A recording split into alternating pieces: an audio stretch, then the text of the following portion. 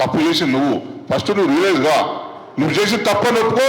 తప్పని ఒప్పుకున్న తర్వాత నువ్వు ప్రక్షాళన చేస్తే అందరం కూర్చున్నాం. అందరం కూర్చి పెద్ద మంది జర్నలిస్ట్ పెద్దలు చాలా మంది ఉన్నారు. చాలా మాటల్లో రాజకీయాల్లో పోయినాం. కానీ పెద్దలు చాలా మంది ఉన్నారు. విలువలను ఎట్లా పెంపొందించాలి, నిజమైన జర్నలిస్టులు ఎవరు అనేది ఒకటి మార్చుకున్నాం. రెండు డిమార్కేట్ చేయండి.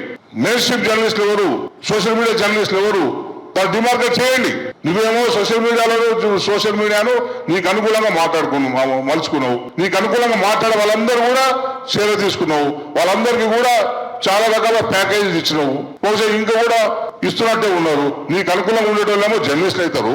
ప్రజల అభిప్రాయాల్ని వ్యక్తపరచేటోళ్ళేమో జర్నలిస్టులు ద్వారా. అదే సోషల్ మీడియాలో ఉన్న వాళ్ళు నీకు అనుకున్న జర్నలిస్ట్ అవుతారు. అదే సోషల్ మీడియాలో ఉండి ప్రజలకు అనుకూలంగా మాట్లాడిన వాళ్ళు జర్నలిస్టులు ద్వారా. ఇది ఎక్కడ న్యాయం? అందరూ ఒక రకం న్యాయం ఉంటుంది కదా. నీకు అనుకూలంగా ఉండేటోళ్ళు ఒక రకంగా, నీకు వ్యతిరేకంగా ఉండేటోళ్ళు ఒక రకంగా. ఇట్లా ఉంటే ఎట్లయితుంది?